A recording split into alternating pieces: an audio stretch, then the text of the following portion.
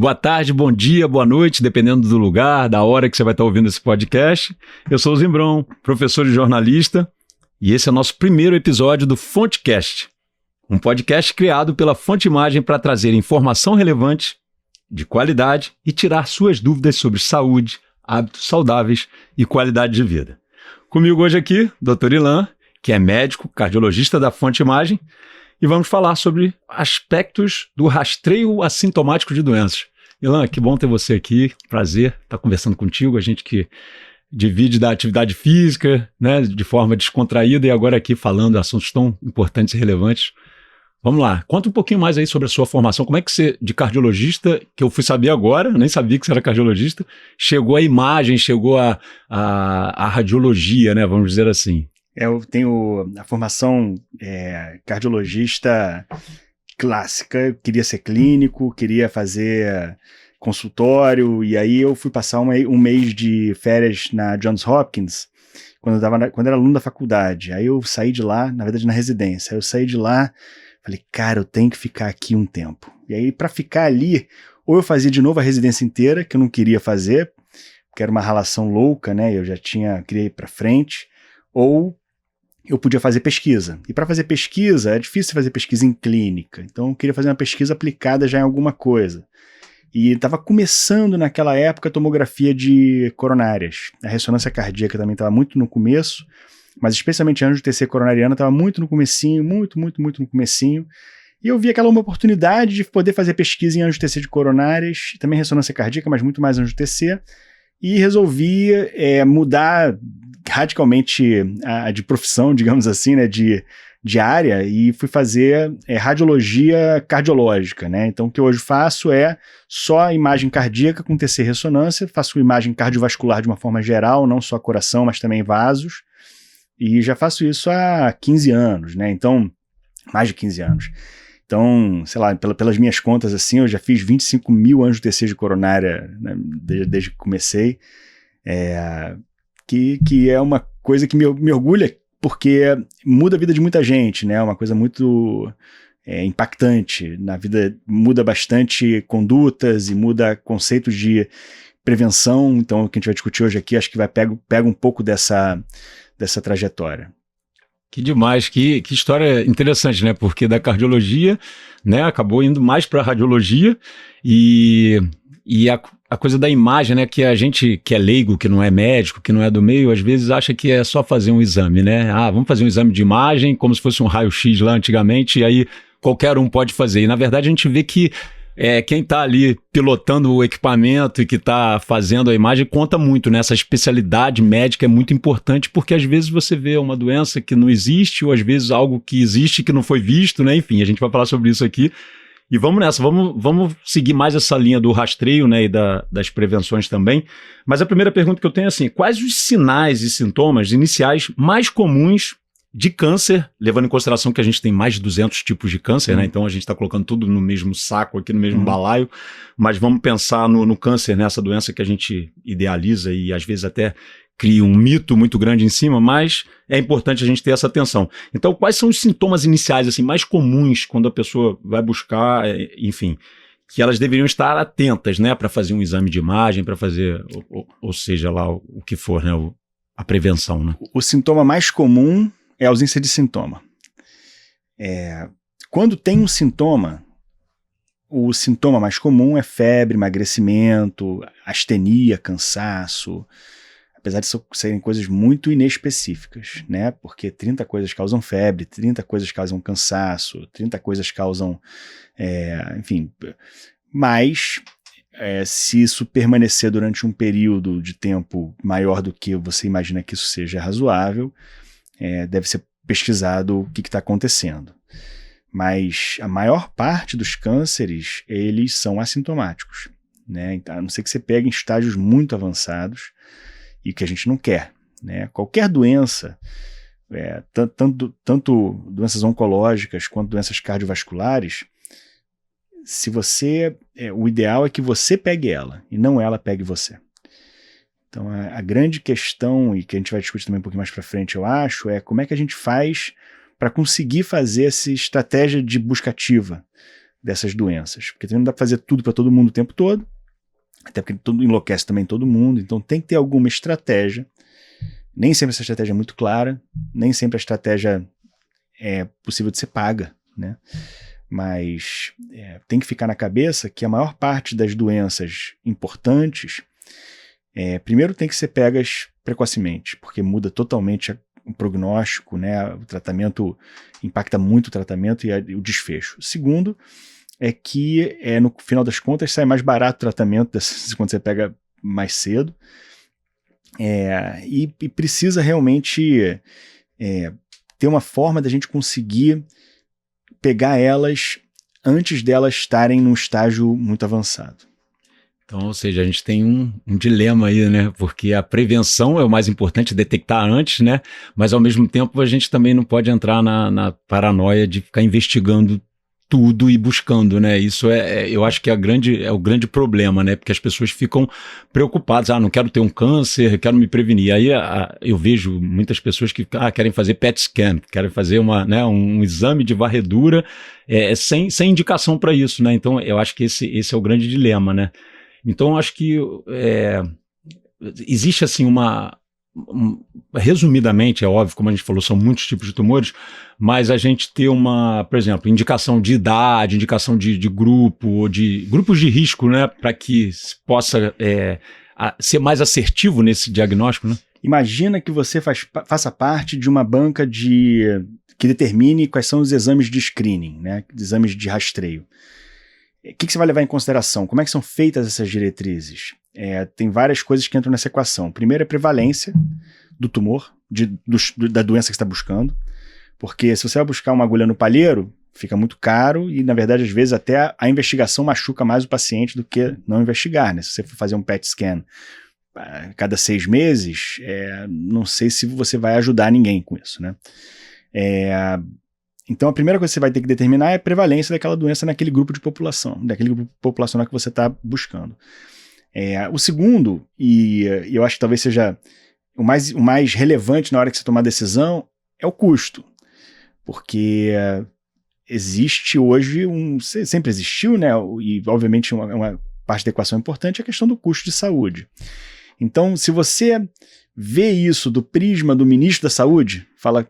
Eu, como ministro da Saúde, quero fazer um screening populacional de determinada doença, eu vou tentar maximizar ao máximo o ganho e minimizar ao máximo o custo. Uhum. Mas se você vê isso do prisma do médico assistente, que está com um paciente na frente dele, isso muda, né? A perspectiva muda, porque a questão do custo é uma questão que depende do paciente, né? E o benefício não é mais populacional, agora é né? Porque a chance de você ter alguma doença não é mais um percentual, agora é 0,1, que você tem ou você não tem. Então, sempre existe essa tensão entre o comitê ou o órgão que determina quais são os exames e quais populações a serem estudadas e o paciente que está na sua frente que quer pegar o câncer o mais precocemente possível, da melhor forma possível, e o médico assistente também. Essa tensão ela é difícil de equacionar, né? Muitas vezes, até porque o Brasil é um país muito heterogêneo, né?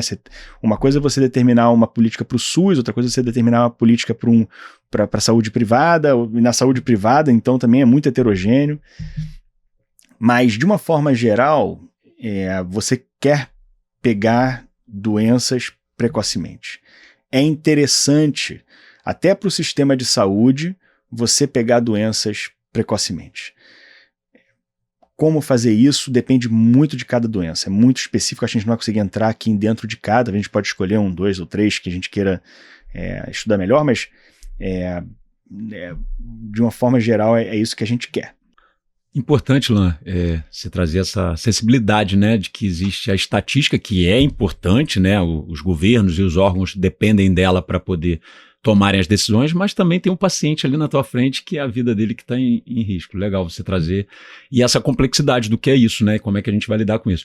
E aí, aproveitando, vamos entrar na questão do grupo de risco, né, como é que, de novo, a gente está falando de câncer principalmente, né, que são várias doenças, né, e vários tipos, mas alguns comportamentos e alguns, né, a gente tem como traçar aí os grupos de risco, assim, como é que eu sei se eu faço parte de um grupo de risco ou não, assim, para câncer? Os fatores de risco para câncer são, por incrível que pareça, muito parecidos entre eles todos, né? Não são iguais, obviamente, cada câncer tem o seu fator de risco especificamente, mas os fatores de risco são incrivelmente muito parecidos.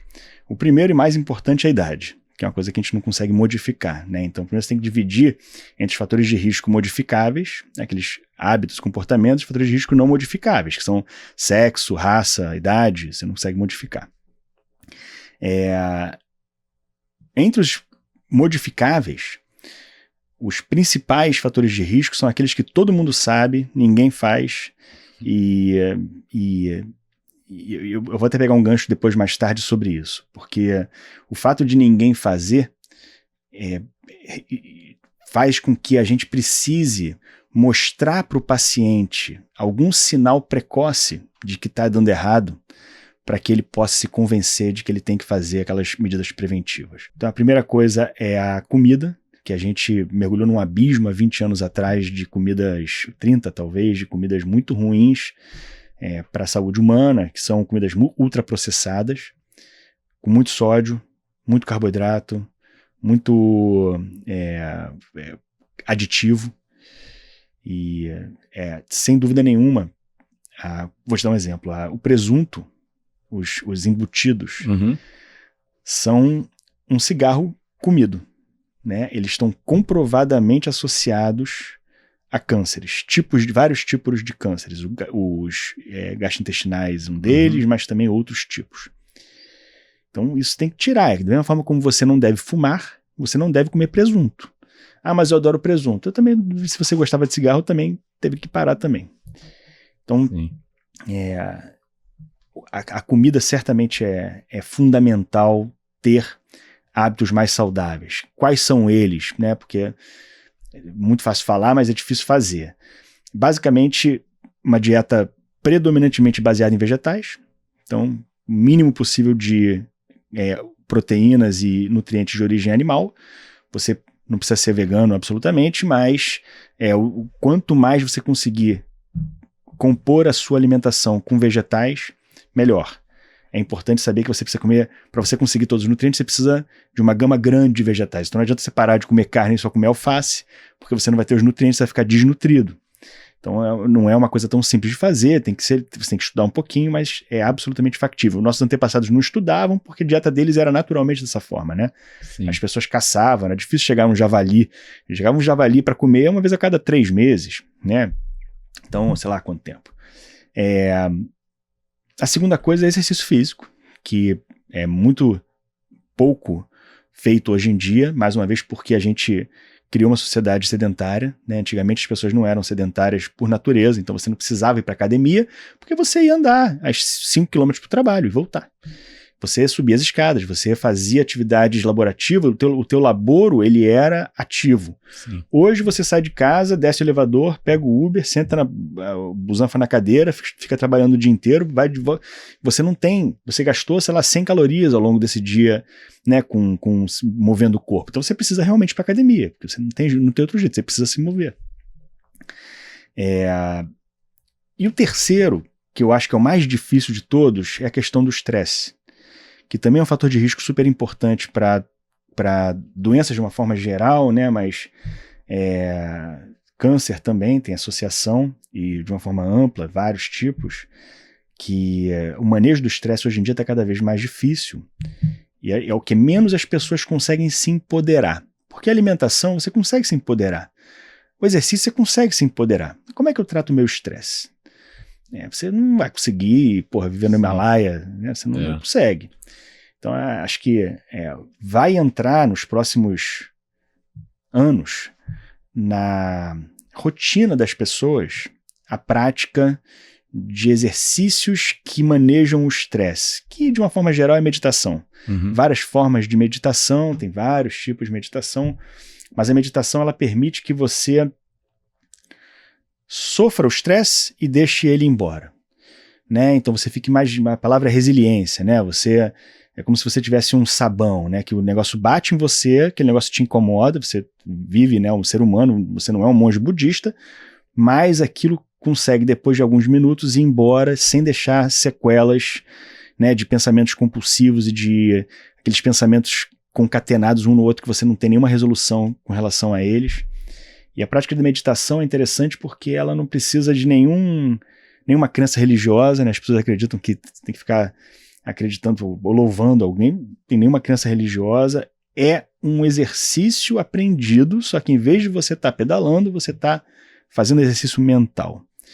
Dá para fazer, tem várias formas de você ser autodidata com relação a isso, é super difícil começar, e porque você é um aprendizado adquirido, né? Como qualquer coisa você vai começar a correr, é difícil começar a correr, mas depois que você começa é uma maravilha. E você, geralmente, tem uma aderência grande.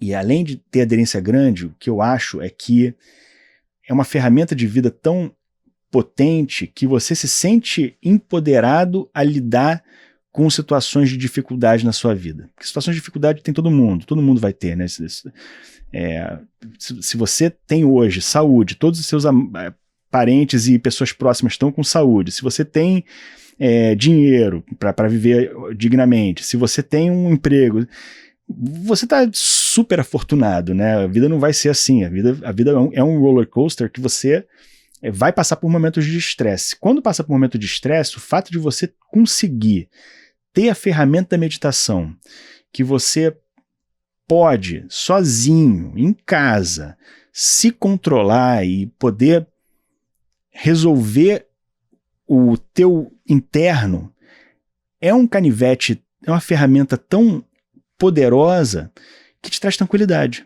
Fala, eu vou conseguir resolver isso sozinho, qualquer coisa que apareça, eu consigo resolver isso sozinho. Então, hoje em dia, lá na escola das crianças, né, eu tenho 2 filhos, um de 13, quase 14, e outro de 10, eu vejo que as pessoas estão totalmente perdidas de o que eu ensino para as crianças, né? Porque ninguém sabe quais são as profissões daqui a 10 anos, 15 anos, 30 anos, ninguém sabe. Eu estou convencido de que algumas habilidades de vida são talvez mais importantes do que habilidades técnicas hoje em dia. E saber ensinar a meditar, a controlar o estresse, a se autocontrolar é fundamental para aprender. Eu acho que desde criança a gente tem que aprender. Nossa, maravilhoso, porque na verdade a gente começou, e eu tinha uma série de perguntas aqui, sobre doença, né, sobre rastreio, né, enfim, a gente usar os diagnósticos por imagem e quebrar esses paradigmas assim que as pessoas têm, como do PET scan, da necessidade de fazer com frequência, enfim, tudo isso aqui a gente estava construindo aqui nas perguntas, mas você abriu um leque e ampliou para a saúde. A gente saiu da doença e foi para a saúde. Eu adorei. E a gente acabou entrando no assunto do exercício, da alimentação e do controle do estresse. Eu acho que uma tríade aí imbatível, e eu gostei porque é uma área que eu também ministro, né? E eu tive um câncer também, então isso tudo que você falou aí é uma coisa que eu transformei na minha vida. Na verdade, eu já era ativo, já era atleta, mas a coisa do estresse, né, do manejo do estresse foi através da meditação. Eu medito desde 2020, desde o período da pandemia, com uma certa frequência, meditava todo dia. Hoje em dia é uma média de 3 vezes por semana, mas sinto falta de não meditar todo dia. E realmente é isso que você falou, né, o exercício, né, porque no começo é difícil a gente entrar com algo novo, né, criar um hábito, né, e normalmente a gente cria hábito com prazer, né, quando algo te dá prazer, você cria o hábito, né? Então, por exemplo, rede social, você tem prazer de ficar olhando aquilo ali, vai olhando, e aquilo, quando vê, você está ali meia hora naquele troço. Então, de alguma forma, eles descobriram a maneira de te prender ali, que é ficar olhando, tem a imagem, tem vídeo, né?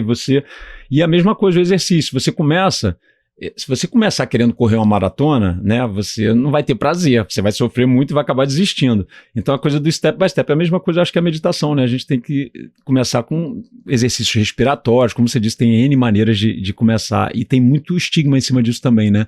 Da questão da meditação, as pessoas acabam se assustando. Quando fala meditar, acham que vão ter que levitar, parar de pensar, não existe isso, né? E legal isso que você trouxe, e eu acho que a gente por esse caminho é bom também, porque a gente está indo para o caminho da prevenção. Como você disse, o melhor é diagnosticar antes, né? E diagnosticar antes, o melhor ainda é não ter, né? E não ter é mudar hábitos, né? Então, como é que... vamos voltar um pouco para a questão do exame, assim. na questão da preparação, né? Como é que os pacientes devem se preparar assim, para os exames diagnósticos por imagem? O que eles podem esperar durante e após o exame, né? O paciente está muito mais ansioso do que o exame é ruim, né? O exame não tem nenhum mistério. O exame de imagem é, hoje em dia, uma coisa relativamente, totalmente indolor, não tem, fora a punção venosa às vezes, né? É muito mais pelo estresse do paciente. Vou te dar uma estatística interessante. Quando eu comecei a fazer ressonância, na literatura, estava descrito que claustrofobia dentro de ressonância acontecia em mais ou menos 1 a 2 a 3%. Era de 1 a 3% dos pacientes. Hoje em dia é muito mais do que isso. Mas muito, eu não sei, não vi a última estatística, mas certamente já passou de 15, 20% dos pacientes que têm algum tipo de claustrofobia, incômodo ao entrar dentro da ressonância, e vários não conseguem terminar o exame, vários não conseguiriam fazer o exame sem... eu acho que é por essa falta essa vida que a gente leva, né, que é super estressante, e as pessoas estão muito mais no limite. Mas o exame não tem nenhum mistério. Vamos por partes, né? O exame de ultrassom é um exame não invasivo, que não tem radiação, que você passa uma máquina através do órgão, geralmente barriga, por exemplo, o coração, demora 15, 20, 30 minutos. A tomografia é um exame com radiação ionizante, mas hoje em dia é uma dose de radiação, geralmente nas boas clínicas, muito pequena, e não existe evidência científica de associação entre dose de radiação de baixa energia, né, que é Low Energy Transfer radiação, com câncer. Então é basicamente, do ponto de vista de dose de radiação, não é um problema, é seguro. As pessoas não precisam se preocupar com isso? De jeito nenhum. A não ser que você faça uma tomografia a cada 3 meses, 2 meses, né, que você vai ficar fazendo aquele negócio exposto, mas não é o caso, e mesmo assim não tem evidência, né? Então, a ressonância é um pouco mais fechado, porque a ressonância fisicamente é um grande reverberador. A máquina manda um sinal para o corpo responde esse sinal de rádio, e a máquina tem que captar aquele sinal de rádio por meio de antenas, por isso que ficam aquelas bobinas em cima do paciente, e para que isso aconteça, você precisa botar o paciente num campo magnético muito forte para alinhar o campo magnético do paciente. Nada a ver com alinhamento de chakras, é só o campo magnético do paciente. E para alinhar, para você fazer esse campo magnético muito forte, que agora eu não lembro o número, mas quer dizer, um aparelho normal de ressonância tem 1,5 Tesla, né? O campo magnético da Terra é 0,0000 alguma coisa. Então é muito maior do que o campo magnético da Terra.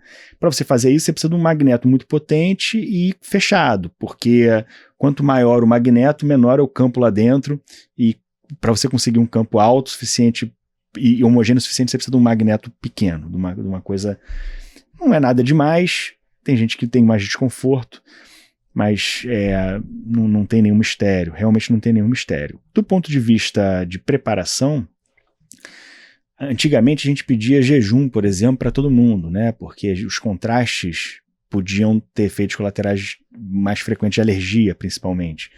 Hoje em dia os contrastes são muito seguros, né? Então você pega a última estatística que eu li há pouco tempo atrás, acho que da Mayo Clinic, com 70 mil injeções de contraste, a taxa de eventos graves é 1 para 17 mil. Muito pequeno, não justifica mais você pedir jejum para todos os pacientes, achando que quem for fazer alergia tem que estar em jejum para que você não tenha, né, vômitos, etc. Então, hoje em dia, lá na fonte imagem, por exemplo, a gente raramente pede jejum, pede para não comer uma coisa muito pesada, para mim não ficar enjoado e tal, mas não é nada obrigatório. Então, o exame de imagem é uma coisa totalmente trivial hoje em dia, gera muito mais ansiedade, eu acho, a claustrofobia de pacientes e o resultado, do que necessariamente o exame em si. O exame em si é trivial. Ou seja, evolução tecnológica está aí para as pessoas usufruírem, usarem isso à vontade. É interessante porque eu sou paciente, fonte imagem, né? Coincidentemente, mas é um lugar que eu priorizo para fazer exame, não estou falando isso porque você está aqui, mas é porque tem um atendimento realmente premium e diferenciado, então sempre que eu posso eu faço lá. E eu acho que você trouxe um dado dessa coisa da claustrofobia, porque eu acho que tem a ver com o momento que a gente está vivendo também. As pessoas estão mais ansiosas, e eu nunca tive problema com isso, nunca tive. E a última vez você até me perguntou na época, assim, você vai fazer os 3 exames? Eu fiz uma ressonância que fiz tudo, cabeça, eu fiz muita coisa. Eu falei, não, isso é tranquilo, você vai ficar mais de 1 hora e meia na máquina. E aí foi engraçado porque chegou uma hora que eu cansei mesmo, né? Cansa. Cansei. Você cansa. Foi 1 hora e 20 de exame, porque eu quis fazer. Foi uma opção. Você mesmo me questionou, falou, você vai fazer? Eu falei, não. Então você aguenta, vai embora. E aí eu me arrependi profundamente, nunca mais faço todos os 3 exames de uma vez, mas foi interessante porque aí eu volto a um tema que você trouxe. Eu meditei. Quando me começou a bater uma ansiedade, eu estava indo para um caminho de um pânico, né? Que eu nunca tive problema com isso, mas eu falei, nossa, comecei a ficar meio acelerado. Eu fiz o exercício respiratório, que é um pranayama, né? Enfim, eu inspirei em 4 tempos, bloqueei o ar 4 tempos e expirei em 4 tempos. Então comecei a repetir esse exercício, olho fechado, mentalmente, tal, e aí consegui chegar até o final do exame. E não é só isso. Um aluno meu, né, que eu indiquei, ele foi fazer um exame lá e ele tem medo já. O pânico dele não é ter o diagnóstico de uma doença, não, é a ressonância, como vários pacientes são assim, né? E aí eu ensinei ele esse exercício. E aí foi muito curioso, depois quando ele veio numa aula e tal, ele, cara, eu fiz o que você mandou, funcionou. Então, assim, funcionou. O exercício respiratório é uma iniciação à meditação, funcionou inclusive para fazer o exame da ressonância. Então, mais um paciente aí que não passou por esse pânico, né? Mas, aproveitando então, a gente falou muito de câncer, né? Falou muito desse diagnóstico, das preocupações, enfim. Grupos de risco, supostos grupos de risco. Mas vamos para a cardiologia, que é a sua área, né? Então, acho que esbarra um pouco, né? Mas os exames de imagem e enfim, deixar aqui com a sua área inicial, né? Que é a cardiologia. Como é que a gente está em termos de exames, de rastreio para as doenças cardiológicas? É engraçado, né, Zibrão? Porque o câncer assusta muito mais do que o infarto. Mas morre-se muito mais de infarto do que de câncer, né? Se você for pegar a mortalidade geral em países desenvolvidos, ou sei lá, querendo se desenvolver como o Brasil, não sei se o Brasil quer se desenvolver, mas em processo as doenças cardiovasculares matam muito mais do que a segunda, terceira, quarta, quinta, sexta causas de morte somadas. Então, e quando elas matam, se você pegar doenças cardiovasculares e cânceres de uma forma geral, as doenças cardiovasculares ainda matam muito mais do que todos os cânceres somados. Sim. Por acaso, desculpa interromper, mas por acaso é uma área que eu gosto de pesquisar, eu olhei isso agora recente, parece que 43% de doenças não contagiosas, né, que matam são as cardíacas, e o câncer está com em torno de 23%, ou seja, é quase metade, né, é a segunda maior causa de morte. E você não deve agrupar todos os cânceres juntos, porque os fatores de risco não são exatamente iguais, os métodos de rastreio não são exatamente iguais, um câncer de mama não é igual a um câncer gastrointestinal, são doenças diferentes, tudo chama de câncer, mas são doenças diferentes. Sim. Enquanto se você pegar infarto e doença cerebrovascular, por exemplo, é a mesma doença, tem órgãos diferentes, mas é a mesma doença, com os mesmos fatores de risco, as mesmas formas de tratamento clínico. Então essas são agrupadas. O câncer não deve ser agrupado nessas estatísticas, né? Então, por exemplo, vou dar outra estatística que surpreende as pessoas. Mulheres de 35 a 55 anos morrem muito mais de infarto do que de câncer de mama. As mulheres ficam morrendo de medo de câncer de mama, ficam fazendo mamografia todo ano, e tem que fazer mesmo, enfim, de acordo com o rastreio lá previsto pelo médico, mas morre muito mais de infarto. Mulheres jovens.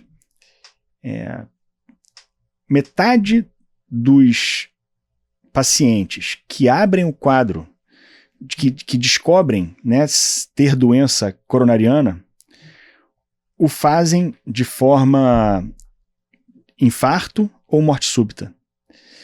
Na verdade, deixa eu falar essa frase de novo, não é para entender melhor a estatística. Metade das pessoas que abrem o quadro de doença coronariana não sabiam que tinham a doença anteriormente, eram completamente assintomáticas e abrem na forma de infarto ou morte súbita. É uma doença que começa com 20 anos, hoje em dia a gente tem estudos patológicos, por exemplo, de corações, né, doença coronariana, de adolescentes que morreram de causas, por exemplo, acidentes, abriram o coração e viram que tinham placas já em, 15% dos corações de adolescentes. Soldados da Coreia, morte na Coreia, fizeram patologia, tem um estudo clássico lá dos soldados que morreram na Guerra da Coreia, dos americanos, 35% já, de 18 a 22 anos, 35% tinham placas já coronarianas. Então, é uma doença que começa muito cedo, tem um curso insidioso muito longo, assintomático, né, sem nenhuma... E quando você vai pegar ela lá na frente, com sintomas ou com infarto, o tratamento dela passa a ser um tratamento... Eu não vou falar paliativo porque é um tratamento que é uma palavra ruim, mas fica apagando incêndio. Então você vai ficar colocando stent, fazendo revascularização e etc. É um tratamento não muito eficaz. O tratamento mais eficaz é você pegar lá no começo, mudar o estilo de vida e começar a tomar os remédios e fazer as mudanças de estilo de vida necessárias, que a gente sabe hoje. Eu sou parte de um estudo chamado Paradigm, que é um estudo internacional, a gente já publicou 20 papers, eu acho, 15 a 20 papers internacionais sobre isso, que é fatores associados à regressão de placas ou progressão de placas, né? A gente pegou pacientes que repetiram a angiotomografia de coronárias, que é aquele exame que vê as coronárias por dentro, e a gente começou a analisar fatores que estão relacionados à progressão de doença e fatores relacionados à regressão de doença ou não progressão. E a gente sabe hoje o que faz. A gente sabe hoje o que faz progredir, a gente sabe hoje como é que a gente faz para bloquear a progressão, para retardar a progressão, às vezes até fazer regressão de placa. Tem vários casos meus e publicados também de regressão de placa. Precisa fazer o diagnóstico precoce para isso acontecer. Quando o diagnóstico é tardio, já passou essa janela de oportunidade para você conseguir manejar isso de forma eficaz. E aí, como é que você faz o rastreio, né? Aí a grande questão, porque é uma doença extremamente prevalente, né? 35% das pessoas morrem de doença cardiovascular no mundo, 1/3 das pessoas todas no mundo morrem de doença cardiovascular. É uma doença que começa com 30, 40 anos e vai embora e vai abrir o quadro com 50, 60. Como é que você faz para pegando aquele papo que a gente falou lá atrás, como é que você cria uma diretriz de rastreio dessa doença? É muito difícil. Pensa bem, se você fosse o ministro da Saúde e fosse fazer uma regra, uma guideline, uma diretriz para o país, você ia ter que fazer estudo em todo mundo, e não tem dinheiro para isso. Então você acaba tendo que priorizar fatores de risco, sintomas e etc. Mas na minha cabeça é muito claro, né, que é uma questão de custo, não é uma questão de eficácia. A relação de custo-efetividade, ou custo-eficácia, custo-efetividade, né, melhor, são dois pedaços de uma equação. A questão da efetividade, de rastreio, existe. Na minha cabeça, inequivocamente, porque não só com angiotensina de coronárias, mas com score de cálcio também, que é outro exame que eu não vou entrar em detalhes, mas que só vê as calcificações coronarianas, é muito efetivo você fazer o rastreio, porque muda, primeiro faz o diagnóstico, depois muda a forma como o paciente encara a sua própria saúde. Passa a não ser mais aquela recomendação ampla de você tem que cuidar melhor da sua saúde para a prevenção de doenças, para um paradigma diferente. Você já tem a doença. Ela só não é manifestada clinicamente, mas se você continuar nessa direção, você vai se dar mal no futuro. Isso muda. A gente até publicou um estudo, a tese de mestrado de uma ex-residente minha, que a gente publicou no Arquivos Brasileiros de Cardiologia, que muda a forma como o paciente encara e a aderência ao tratamento, passa a fazer mais exercício, toma os remédios com mais aderência. Então a efetividade disso eu não tenho dúvida. A questão é o custo. Porque assim, se o contraste tem um efeito colateral muito pequeno, se a radiação tem efeito colateral que praticamente provavelmente não existe, mas se é tão pequeno para ser medido, no mínimo é pequeno para ser medido, né? No máximo é pequeno para ser medido. A questão é o custo. E realmente o custo é um problema. Não estou minimizando o problema do custo de jeito nenhum.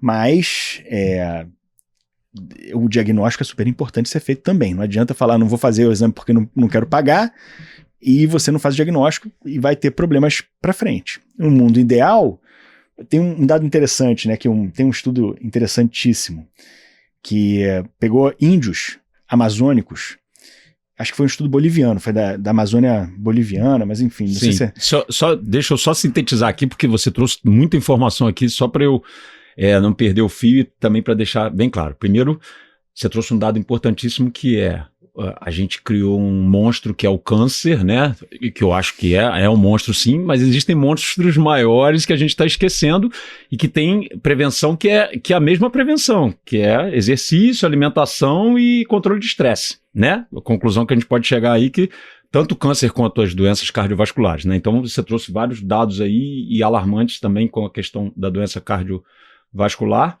Então eu acho legal a gente fechar isso aqui para esse alerta, né? E aí a gente vai para o rastreio, que é complicado, tem a coisa do custo, né? Como a gente sabe, enfim. E aí eu penso, hoje em dia, vou te interromper, eu quero ouvir essa história dos indígenas, mas é só para poder a gente, na linha do raciocínio aqui, quando você falou de custo, exames, por exemplo, eu tenho uma história pessoal disso, né? Eu sou um atleta, tenho hábitos saudáveis, alimentação e tal, e sempre tive um colesterol alto, né? Um colesterol alto por conta de família e genética e tal. E fiz o exame até com você mesmo, e você foi o primeiro a falar, acho que você deve controlar isso e tal, mas fale com o seu cardiologista. Você até falou, você não atuou como cardiologista, atuou só como quem fez o exame, mas deu ali a tua dica, e foi crucial para mim. Eu estou há 1 ano tomando medicamento, mesmo sendo ativo, mesmo sendo atleta. Então foi um achado, né? Já tive um câncer, né, e tal, mas curado, mas foi um achado também de uma doença cardiovascular de um cara que é atleta, que pedala, que corre, que faz isso todo dia. Então, né, então imagina para o indivíduo que não tem esses hábitos e tal, e que não faz um rastreio. Então o colesterol seria, por isso que eu estou te interrompendo, assim, o colesterol seria um primeiro exame mais barato, de baixo custo, assim, para de repente, um primeiro sinal? O problema da doença cardiovascular é que tem 200 fatores de risco que a gente conhece. Pelo menos 200, talvez mais. Como é que você rastreia os 200 fatores de risco? Como é que você computa qual é o peso de cada fator de risco em cada população? Porque um fator de risco pode ser diferente numa genética e outro diferente em outra. Eu peguei já uma porção de vezes magrinhos cheios de doença e gordinhos sem doença.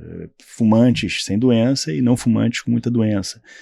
Não é uma coisa determinística.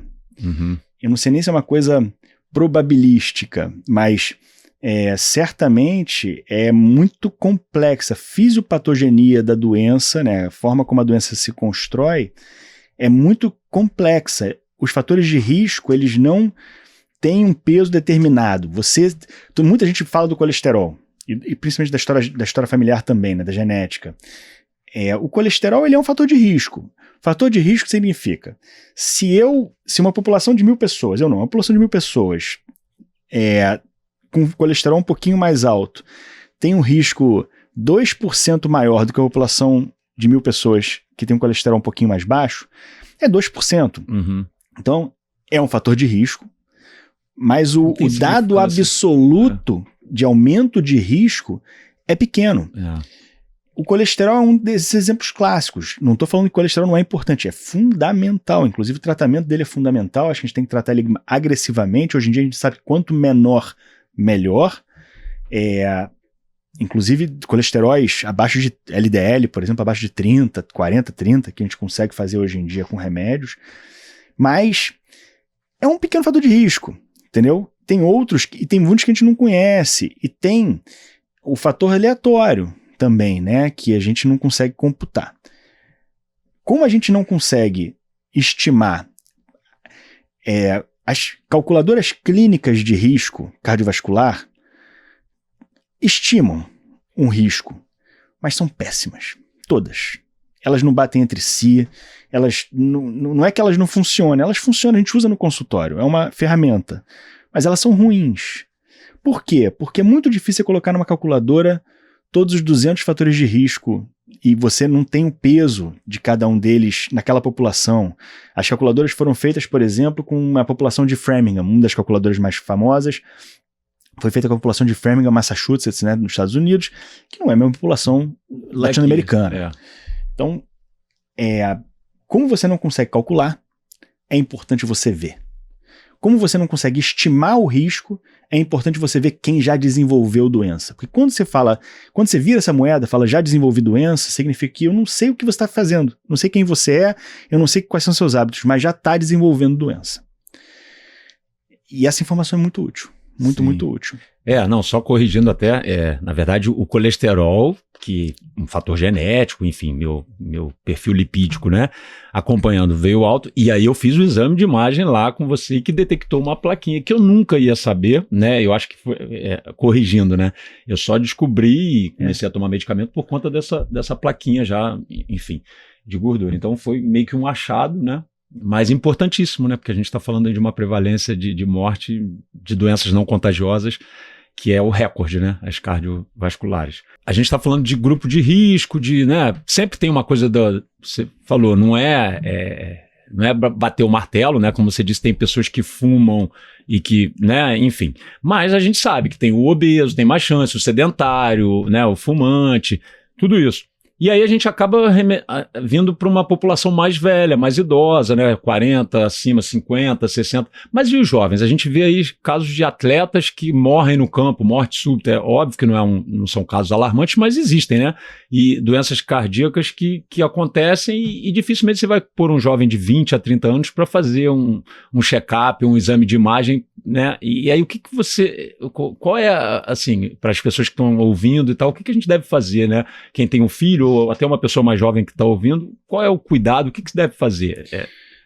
Nada, porque é uma questão de prevalência, né? Quando morre um atleta no campo, o atleta profissional é diferente, já vou responder do atleta profissional, mas quando morre uma pessoa jovem fazendo uma maratona, por exemplo, é um evento Black Swan, entendeu? É um evento muito raro, muito pontual, mas é muito divulgado, porque vai sair em todos os lugares e tal. Você não tem como fazer nenhuma estratégia para ser risco zero. Não existe isso na humanidade. Então, o risco sempre vai existir de alguma coisa e você tem que lidar com a prevalência estatística. Você tem que confiar que aquele negócio é muito raro e que você não vai ter aquela coisa muito rara, mas vai acontecer, não tem jeito, o que acontece. Não adianta se alarmar e todo mundo começar a fazer eletrocardiograma com 20 anos de idade. Não tem como. A questão do atleta profissional é diferente, porque é um atleta profissional e ele faz realmente muito mais exercício do que a média das outras pessoas, então tem um rastreio, tem uma estratégia de rastreio, cada país tem um rastreio diferente, a gente é um dos países que faz bastante rastreio mais ativo, tem países que só fazem um eletro, por exemplo, mas a gente está buscando muito mais, eu vou falar um termo técnico, que é cardiopatias arritmogênicas, a gente está procurando muito mais doenças estruturais do coração que fazem arritmia fatal, do que doença coronariana, do que aterosclerose. É outro tipo de rastreio e é mais complicado, um tema muito mais complicado do que a doença coronariana, porque é muito mais raro, muito mais difícil de aparecer nos exames. Mas eu acho que toda a questão de eventos raros não devem guiar estratégias de saúde coletiva, de uma forma geral, porque você vai morrer antes de chegar na praia. Sim, perfeito. É como uma pedra que pode cair na tua cabeça a qualquer momento, né? Não dá pra gente ficar andando de capacete, né? Claro. Basicamente é isso. Doutor, o papo tá muito bom se a gente deixar, né? Mas eu quero trazer mais a questão da saúde, né? A gente falou muito de rastreio e tal, mas eu fiquei muito curioso que eu vi que você gosta e tem muito conhecimento também na qualidade de vida, no exercício, na alimentação saudável e até no controle do estresse através de meditação, exercícios respiratórios, enfim. E aí, vamos para o exercício, que é uma área que eu gosto também, e aí eu pensei na dosagem, né? A gente está falando de exercício, né? E isso é uma mania de muitos médicos que não praticam exercícios, né? Que você tem que se exercitar quando o paciente levantou da cadeira e já está saindo pela porta. Não esquece de se exercitar, mas isso é muito vago, né? Falar, dizer que é bom, todo mundo sabe que é bom e ninguém está fazendo. A gente tem uma população sedentária assustadora, né? Nos Estados Unidos, 80% da população jovem não faz o mínimo necessário e o Brasil está indo pelo mesmo caminho. Parece que 50% da população é sedentária, né? Não atinge o mínimo de atividade física, não estou falando nem de exercício físico, né? Pela primeira vez na história, que sabe, depois das guerras, né? Uma geração está vivendo menos que a geração anterior dos pais. Pensa sobre isso, né? A gente, depois da guerra, porque na guerra, obviamente, morre muita gente jovem, mas depois da guerra, pela primeira vez, a gente está tendo uma geração que vai viver menos, está vivendo menos do que a geração antecessora. Porque a gente tem uma qualidade de vida muito ruim. Nossa, é assustador, né?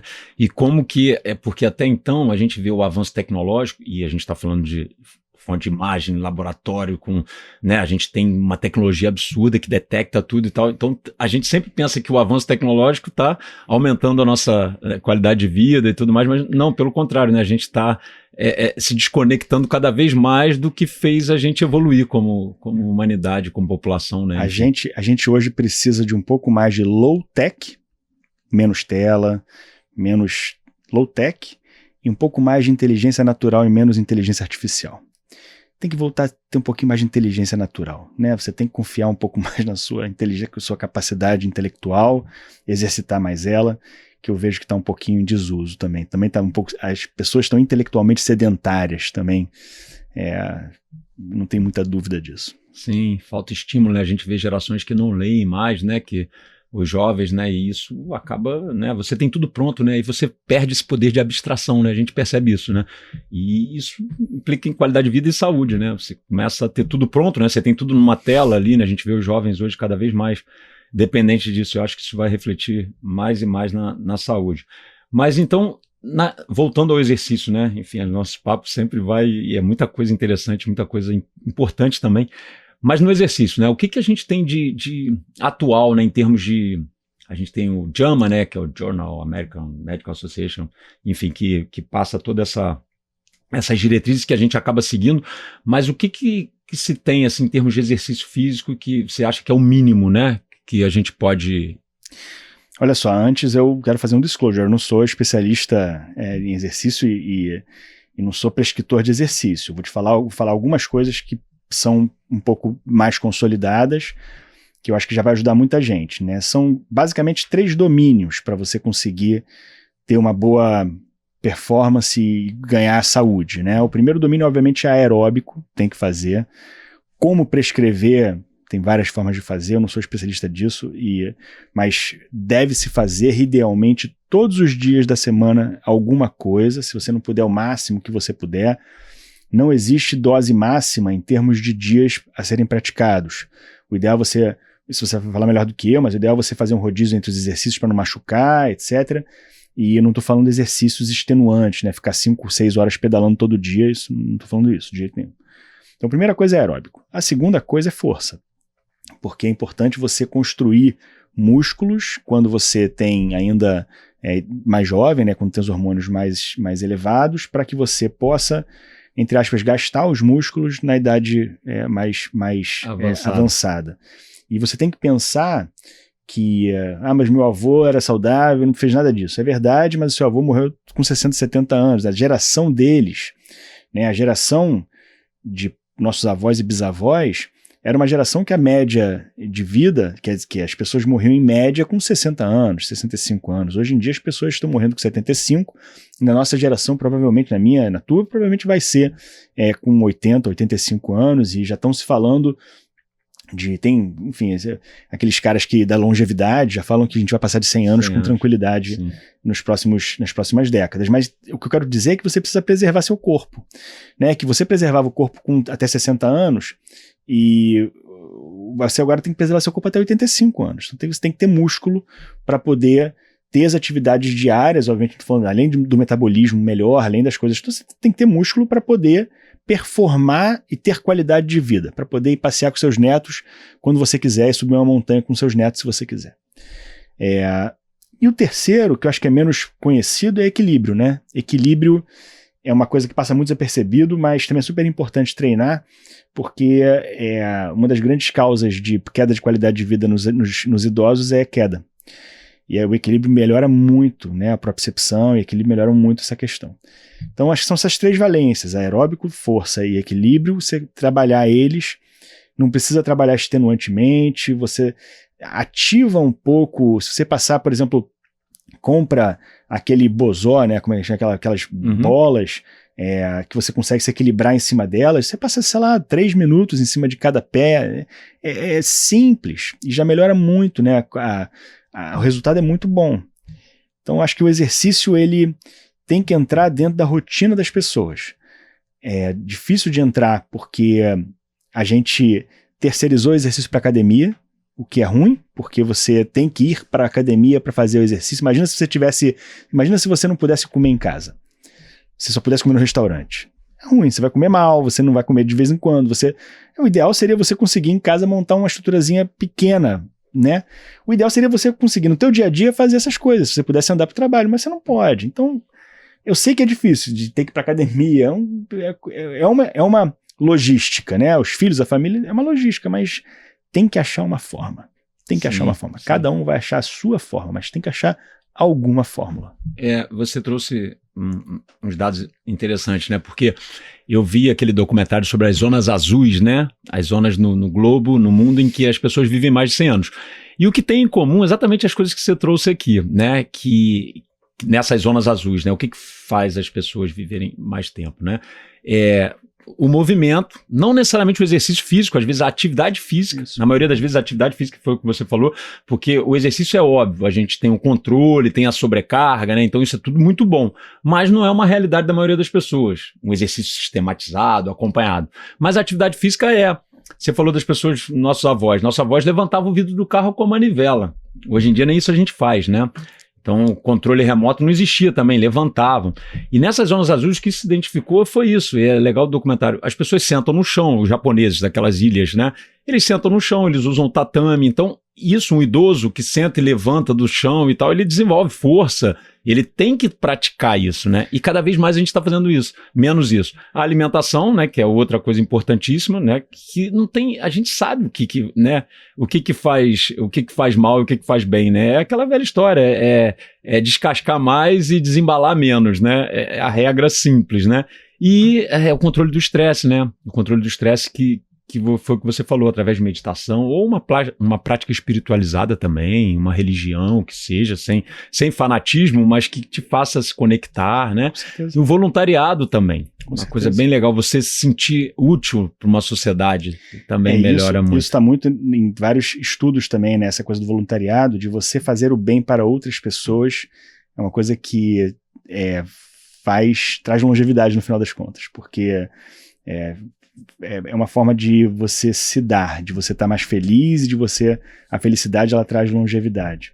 E tem pequenas atitudes que você pode fazer, por exemplo, subir escada no teu prédio. Entendeu? Você não precisa fazer uma academia, mas chega no prédio, em vez de você pegar o elevador, você não pode subir uma escada. Pega a escada.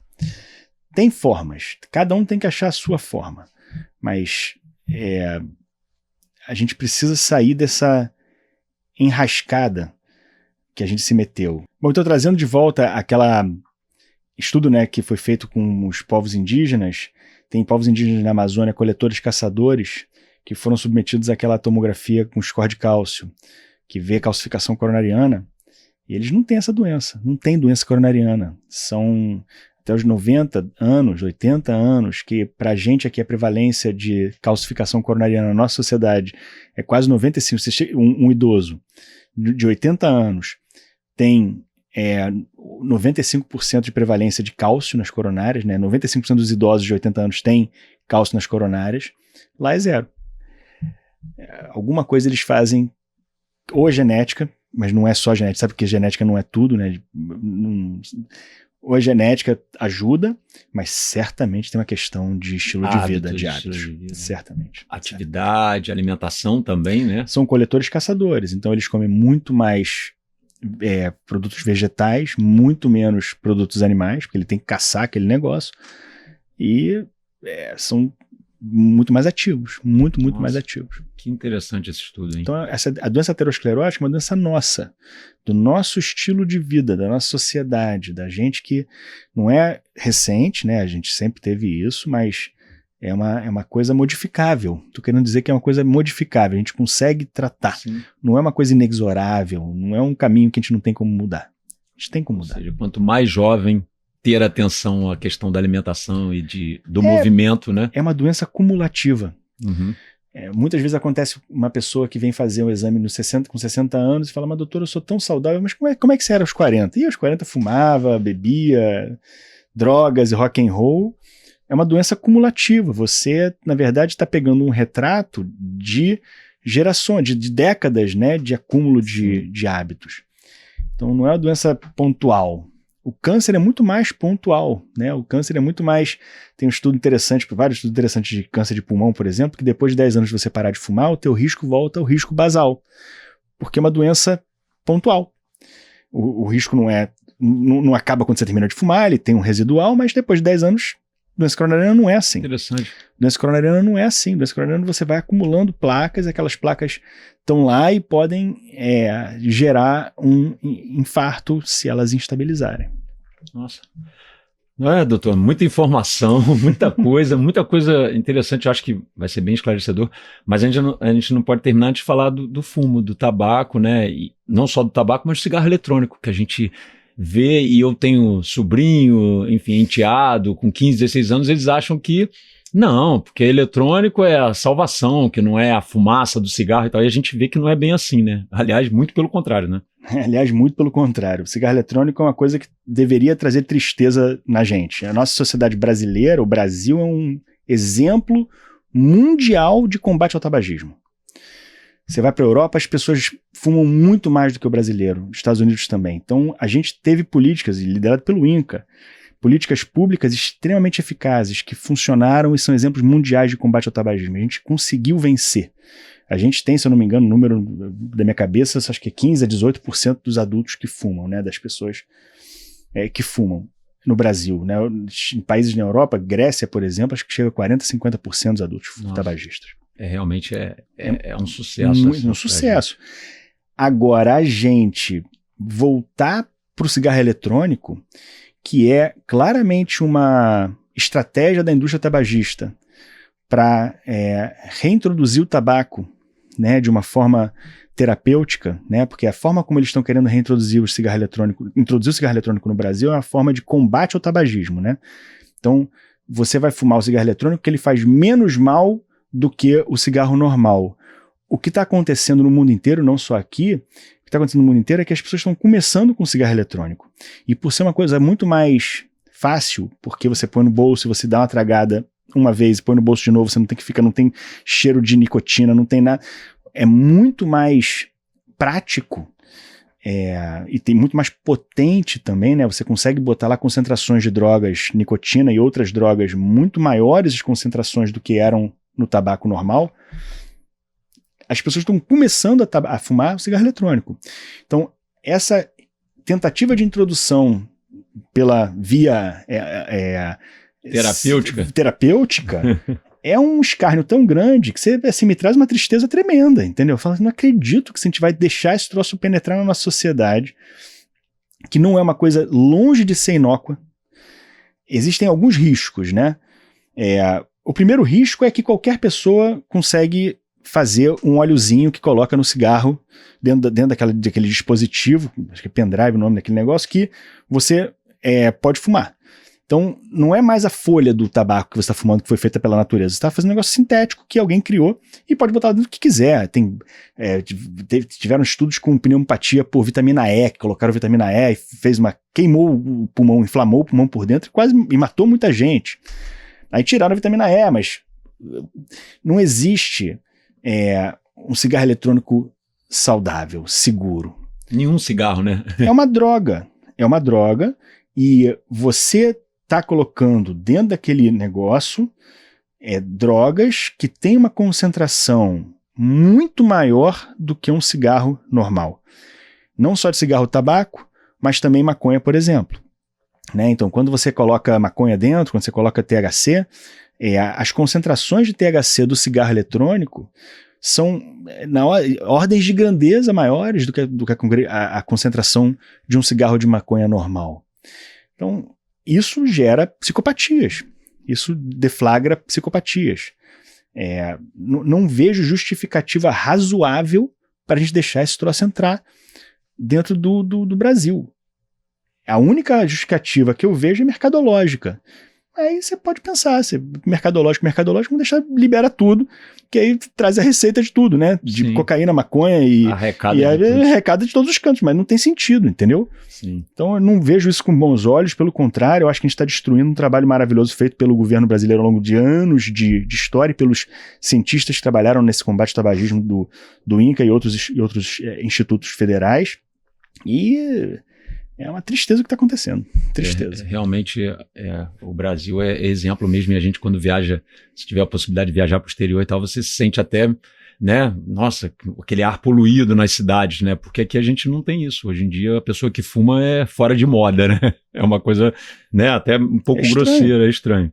Mas, doutor, eu acho que a gente tem que ir para o final, mas antes de terminar, eu queria ouvir um pouco de novidades em termos de diagnóstico, né? O que a gente tem de tecnologia, em termos de equipamento, em termos de maquinário, você já falou aí, em termos de radiação, que hoje em dia é mínima, e os exames estão cada vez... O exame de imagem já não é um exame invasivo, mas até a questão do contraste, que você falou também, que os contrastes hoje em dia são bem menos tóxicos, enfim.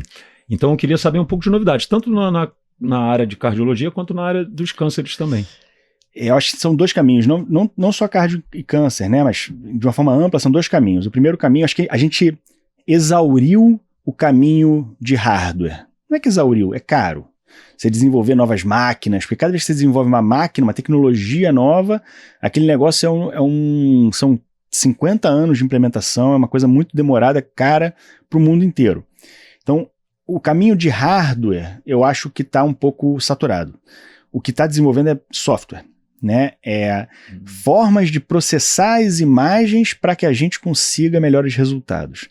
Tanto por inteligência artificial, como, por exemplo, a gente lá na Fonte tem uma quantificação por área cerebral dos volumes cerebrais. Então, a gente consegue, por inteligência artificial, né, por máquina, a gente consegue dar cada volume de cada área cerebral, com isso a gente consegue detectar doenças. Demências em estado precoce, por exemplo. Você consegue ver, a pessoa tem um volume do lobo temporal no percentil 20 para a idade e sexo. Tá estranho. Então, você consegue, nessa direção, é uma direção que eu acho que tem muita coisa ainda para ser desenvolvida, né? E a gente, historicamente, sempre foi desenvolvida pelas grandes vendedores, né? GE, Siemens, Philips, Toshiba, Canon e tal. E hoje em dia eu acho que vai começar a pulverizar como se fosse um marketplace de várias pessoas no mundo inteiro fazendo processamento de imagens, e você vai poder comprar tipo um apps, né? Apps que você vai conseguir comprar e processar para determinadas doenças que você quer. Você quer processar uma próstata para ver uma determinada coisa, quer processar um pulmão. Acho que esse é um caminho. O outro caminho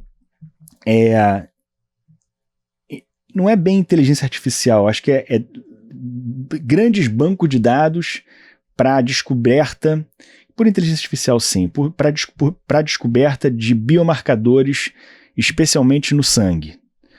Né? Você imagina o seguinte, imagina que você tenha sangue de 200 mil pessoas, quando você dosa, vou te pegar uma proteína famosa, sei lá, hemoglobina. Você dosa a hemoglobina. Para você dosar a hemoglobina, você tem que saber qual é a composição da hemoglobina para você poder ir lá, marcar a hemoglobina e poder identificar ela. Uhum. Imagina que a hora que você quer dosar alguma coisa que você não sabe o que é. Está lá dentro do sangue, tem um marcador de um câncer que está circulando, mas você não sabe qual é. Como é que você faz para descobrir ele?